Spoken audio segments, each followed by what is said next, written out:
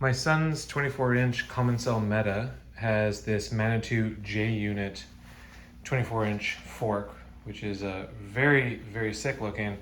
But I've had an issue where trying to set it up for him, there always seems to be some suck down with the fork. So after he rides it, does some compressions, seems like he's not getting all his travel back. So I just did some one-handed compressions, and if I'm just grabbing the stanchion and pushing on the crown here. If I do that, you'll see that it's losing about an inch of travel, and sometimes it's even more. Sometimes you go and use it, he rides around, he comes back, puts in the garage, and I notice that the fork, is sitting down maybe right around where this little dot is on the stanchion right there. And if I kind of just push down, put my hand on the tire and pull up, boom, it pulls up, but then it just kind of sinks back down by itself, and it just never kind of fully extends.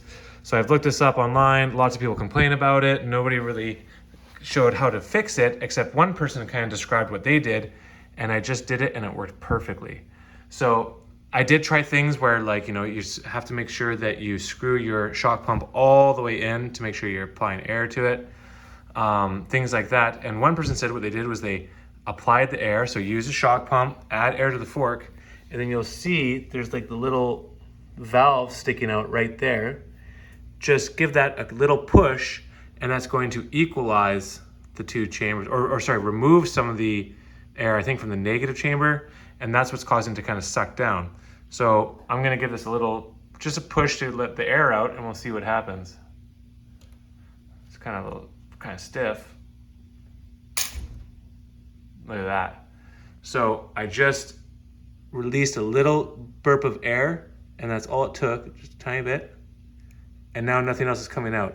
So it's almost like when you're removing the shock pump, it's getting a little bit of air trapped inside whichever chamber's down here, and that causes it to suck down. And as soon as you push that little valve up just a little bit, you don't need to push it all the way in to release all the air, just a small push, and boom, it pops up right away. And now the fork feels beautiful. Like, it feels totally different.